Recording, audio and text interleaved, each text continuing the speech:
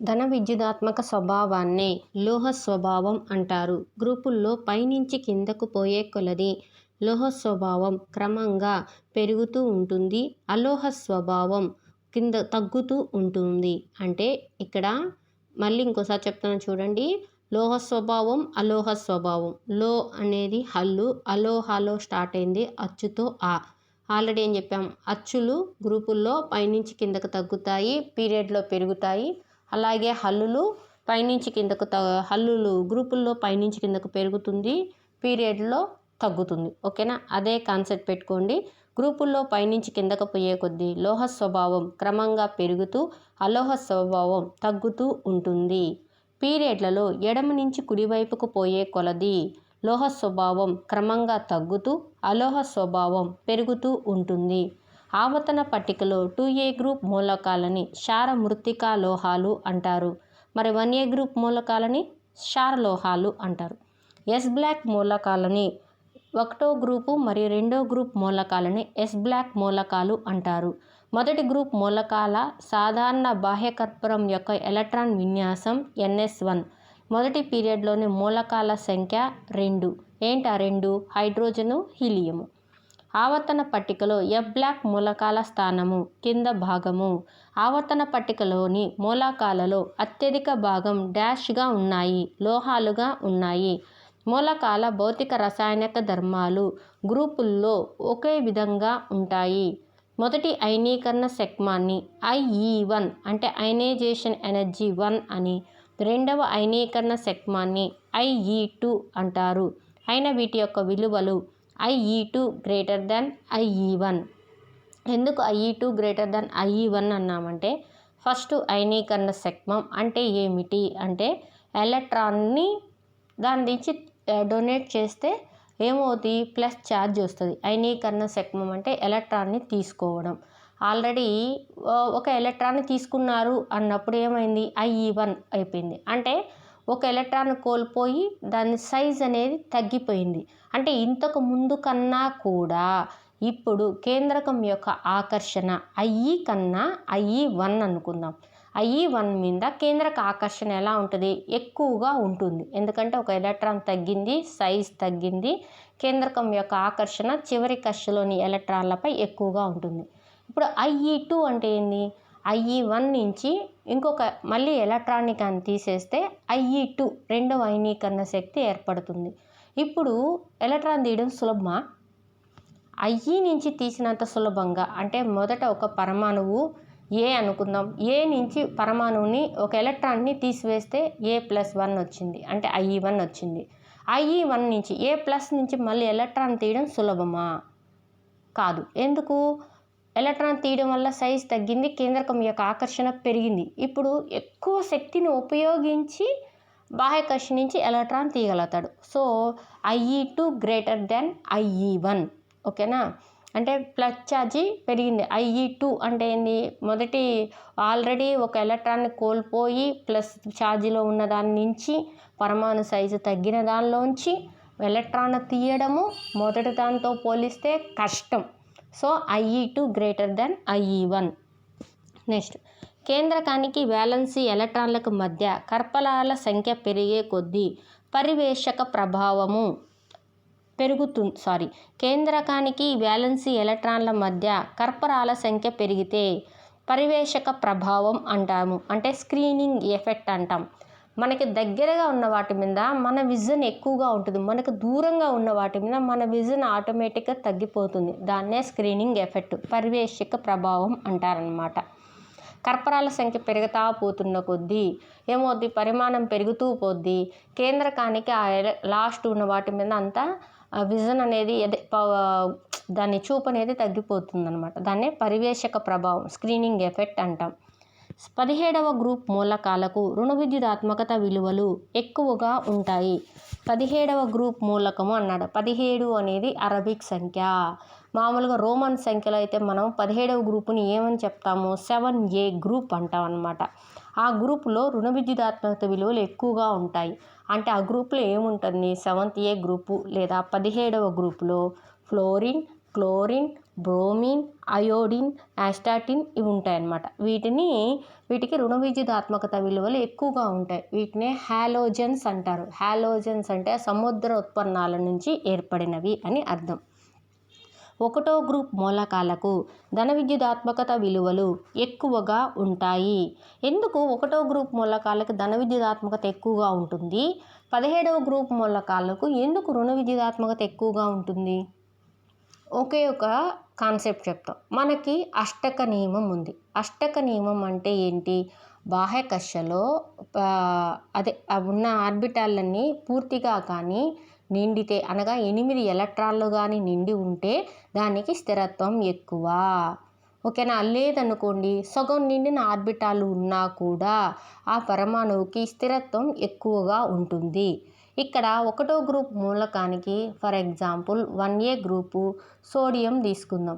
Sodium యొక్క electron విన్యాసం ఏంటి? 1s2, 2s2, 2p6, 3s1. అంటే 2s2, 2p6 8 సరిపోయాయి. ఇంకా ఎక్స్ట్రాగా ఏముంది? 3s1 ఉంది. ఈ ఒకరిని పోగొట్టుకోవడం సులభమా? ఇంకొక 7 ఎలక్ట్రాన్లను తెచ్చుకుని అష్టక విన్యాసాన్ని తెచ్చుకోవడం సులభమా? ఒక ఎలక్ట్రాన్ ఇచ్చేయడం సులభం. సో 1A గ్రూప్ మూలకాలన్నీ ఏం చేస్తాయంటే వాటి బాహ్య స్థాయిలో ఉండే S1 నుంచి ఎలక్ట్రాన్ని డొనేట్ చేసేసి 8 ఎలక్ట్రాన్లని బాహ్య కక్షలో ఉంచి స్థిరత్వాన్ని పొందుతాయి. ఓకేనా? అందుకనే 1A గ్రూప్ మూలకాలకు ధన విద్యుదాత్మకత విలువ ఎక్కువగా ఉంటుంది. అంటే లాస్ట్ దాని ఎలక్ట్రాన్ని సులభంగా ఇచ్చేస్తుంది. అదే 17వ గ్రూప్ మూలకాలు చూద్దాం. ఫ్లోరిన్ 7th గ్రూప్ కదా. ఫ్లోరిన్ యొక్క ఎలక్ట్రాన్ విన్యాసం ఏంటి? ఫ్లోరిన్ యొక్క పరమాణు సంఖ్య ఎంత? 7. 1s2, 2s2, next 1s2 fluorine వచ్చి పరమాణు సంఖ్య 9 కదా. 1s2, 2s2, 2p5 అంటే ఎన్ని అయ్యాయి? 9 ఎలక్ట్రాన్లు వచ్చాయి. 2s2, 2p5 అంటే వ్యాలెన్సీ కక్షలో ఎన్ని ఉన్నాయి? 2s2, 2p5 7 ఎలక్ట్రాన్లు ఉన్నాయి. ఇంకెన్ని ఎలక్ట్రాన్లు వస్తే అష్టక విన్యాసాన్ని పొందుద్ది? 1 ఎలక్ట్రాన్ వస్తే పొందుద్ది. అంటే 1 ఎలక్ట్రాన్ని గ్రహించి అది అష్టక విన్యాసాన్ని పొందాలి. సో దానికి రుణ విద్యుదాత్మకత విలువ ఎక్కువగా ఉంటుంది. అంటే ఖచ్చితంగా దానికి 1 ఎలక్ట్రాన్ కావాలి కాబట్టి రుణ విద్యుదాత్మకత అనేది 17వ గ్రూప్ మూలకాలకి ఎక్కువగా ఉంటుంది. 1వ గ్రూప్ మూలకానికి ధన విద్యుదాత్మకత విలువ ఎక్కువగా ఉంటుంది. న్యూలాండ్ పట్టికలోని మూలకాలతో ఒకే రకమైన రసాయన ధర్మాలు కలిగిన మూలకాలు అడ్డంగా అమర్చబడతాయి. క్లోరిన్ మూలకం యొక్క ఎలక్ట్రాన్ ఎఫినిటీ విలువ -349. క్లోరిన్ మూలకం యొక్క ఎలక్ట్రాన్ ఎఫినిటీ విలువ -349. ఒక గ్రూపు నందు పైనుండే మూలకాల కంటే క్రిందుండే మూలకాలకు అధిక లోహ ధర్మం కలిగి ఉంటాయి. ఆల్రెడీ చెప్పుకున్నాం. లోహ ధర్మం అంటే ఏంటి? హల్లు. గ్రూపుల్లో పైనుంచి కిందకి వెళ్ళే కొద్దీ హల్లులు పెరుగుతాయి. అయిపోయింది, అంతే. గ్రూపు నందు పైనుండే మూలకాల కంటే క్రిందుండే మూలకాలకు అధిక లోహ ధర్మం కలిగి ఉంటాయి. అత్యధిక ధన విద్యుదాత్మకత గల మూలకం సీజియం. అత్యధిక చర్యాశీలత ఉండే హాలోజను ఫ్లోరిను. ఆవర్తన పట్టికలో అత్యంత తేలికైన లోహం లిథియము. ఆవర్తన పట్టికలో అత్యంత తేలికైన మూలకము హైడ్రోజన్. ఇక్కడ గుర్తుపెట్టుకోవాలి, లోహం వచ్చి లిథియం, మూలకం వచ్చి హైడ్రోజన్. ఆవర్తన పట్టికలో అత్యంత తేలికైన లోహము లిథియము. ఆవర్తన పట్టికలో అత్యంత తేలికైన మూలకము హైడ్రోజను. అధిక సంఖ్యలో ఐసోటోపులను కలిగి ఉన్న మూలకము టిన్ను. అధిక సంఖ్యలో ఐసోటోపులను కలిగి ఉన్న మూలకము టిన్నును ఎలా చూపిస్తాం? స్టానస్ SNతో సూచిస్తాం. క్షారలోహాలు బలమైన క్షయీకరణ కారకాలు. హాలోజన్లు బలమైన ఆక్సీకరణ కారకాలు. తటస్థ పరమాణువు కంటే ధనావేశ అయాన్ పరిమాణము తక్కువగా ఉంటుంది. తటస్థ పరమాణువు కంటే రుణావేశ అయాన్ పరిమాణం పెద్దదిగా ఉంటుంది. జడవాయువుల యొక్క ఎలక్ట్రాన్ ఎఫినిటీ 0. వాయు స్థితిలో ఉన్న మొత్తం మూలకాల సంఖ్య 11. యురేనియము ప్రకృతిలో లభించే అత్యంత భారమైన మూలకము. ఆవర్తన పట్టికలో ల్యాంథనైడ్స్, యాక్టినైడ్స్ 3B గ్రూపుకు చెందుతాయి. 3b అంటే ఇక్కడ ఏంటంటే ఇది రోమన్ సంఖ్య 3b గ్రూపుకు చెందుతాయి. 0 గ్రూప్ మూలకాలకు అత్యధిక అయనీకరణ శక్తులు ఉంటాయి. ఎందుకు అత్యధిక అయనీకరణ శక్తులు ఉంటాయి? 0 గ్రూప్ అంటే జడవాయువులు ఆల్రెడీ అవి పూర్తిగా వాటి అష్టక నియమాన్ని పాటించున్నాయి. అత్యధిక స్థిరత్వాన్ని కలిగి ఉంటాయి. అత్యధిక స్థిరత్వం కలిగి ఉన్న మూలకాల నుంచి ఎలక్ట్రాన్లు తీయడం అంత సులభమా? కాదు. అందుకే వాటికి అత్యధిక అయనీకరణ శక్తులు ఉంటాయన్నమాట. 7th A గ్రూప్ మూలకాలకి అత్యధిక ఎలక్ట్రాన్ ఎఫినిటీ విలువలు ఉంటాయి. క్లోరిన్ యొక్క ఎలక్ట్రాన్ ఎఫినిటీ ఫ్లోరిన్ కంటే అధికంగా ఉంటుంది. టంగ్స్టన్ను అత్యధిక ద్రవీభవన స్థానం ఉంటుంది. టంగ్స్టన్కి అత్యధిక ద్రవీభవన స్థానం ఉంటుంది. అందుకే దీన్ని బల్బుల్లో ఫిలమెంట్గా ఉపయోగిస్తారు. ఆర్గాన్, పొటాషియం, కోబాల్ట్, నికెల్ని అసంగత జంటలు అంటారు. ఆర్గాన్, పొటాషియము, కోబాల్ట్, నికెల్ని ఏమంటామంటే అసంగత జంటలు అని అంటాం. కాపర్, సిల్వర్ ఆరములు నాణ్యాల తయారీకి ఉపయోగించే లోహాలు. కాపర్, సిల్వర్ ఆరములు నాణ్యాల తయారీకి ఉపయోగించే లోహాలు. ఆరం, ప్లాటినంలు జడ లోహాలు. అంటే జడ లోహాలు అంటే ఏంది? జడేసుకునే లోహాలని కాదు. ఆరం, ప్లాటినం అంటే జడ లోహాలు. దేనితో ఇవి చర్యను అందవన్నమాట, జడత్వాన్ని ప్రదర్శిస్తాయి. బెరీలియం, అల్యూమినియం, బోరాన్, సిలికాన్లు కర్ణ సంబంధ మూలకాలు. అంటే మనం పీరియాడికల్ టేబుల్లో చూస్తే బెరీలియము ఉండే పీరియడ్ కన్నా కింద పీరియడ్లో దానికి క్రాస్గా ఉంటుంది అనమాట అల్యూమినియం. బెరీలియం నుంచి అల్యూమినియంకి ఒక లైన్ గీస్తాం. బోరాన్ నుంచి సిలికాన్కి కిందకు ఇట్లా ఒక లైన్ గీస్తాం అనమాట. వాటిని కర్ణ సంబంధ మూలకాలు అంటారు. యురేనియం, ప్లాటినంలు యురేనియం ప్లాటినం కాదు, ఇది వేరే తప్పుగా రాశాను నేను. యురేనియం పొలోనియం అయి ఉంటుంది. అవి రేడియోధార్మిక మూలకాలు. అల్యూమినియము భూమిలో అధికంగా లభించే లోహము. గోల్డ్ అధికంగా తీగలుగా మారే లోహము.